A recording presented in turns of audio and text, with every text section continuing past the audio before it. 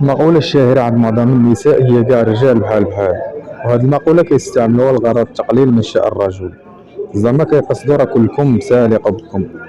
المشكل اللي خلى الأنثى تآمن بهذه الفكرة هو عدم ظهور شخص متميز في الحياة ديالها.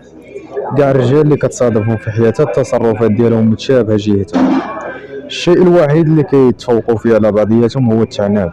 كل واحد كيحاول يقدم ليها أكبر قدر ممكن من الاهتمام والتعناف باش يبين ليها بلي راه هو الرجل المثالي وفي شكل زعما. وهذا ما يزيد الا الطينه بله، وعاد كتزيد تسيق هي راه بلي كيحمد كي محمد. امتى كتغير عندها هذه الفكره؟ ملي كيبان في حياتها واحد خونا اللي مختلف على البقيه. هاد خونا كيخربق ليها الدواسه ديالها وكيخليها تعاود ترتيب اوراقها. هاد خونا عمله نادره تقدر تصادفو غير مره في العام ولا غير مره في حياتها كامله، لا تقدر عمرها تلاقى به، يبقى غير مجرد حلم بالنسبه لهم. هاد خونا ما كيعطيهاش اهتمام كبير بحال الاخرين وما كيلحش ليها الكابا حيت هي زوينه، ما حاسباش تا واش كاينه ولا ما كايناش، عاطي اولويه لحياته والانشطه ديالو، هي غير مجرد ضيف، هو اللي جار ماشي مجرور.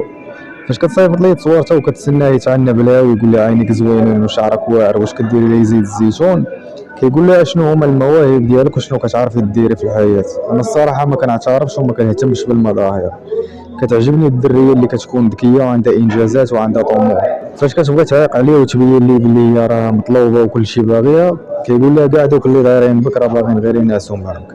فاش كتكثر من الزواق والسطوريات كيقول لها واش كتحاولي تجمعي لك الدبان.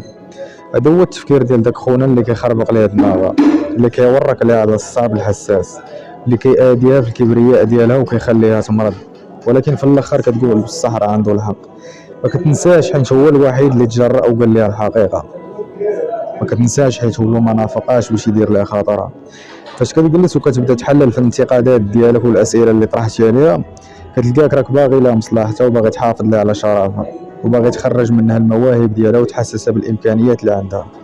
هذا هو الرجل الحقيقي في عين المرأة، ماشي واحد كيتعنب وكيتلبد. راه عايقه بك فين باغي توصل وشنو باغي، غير كون انت.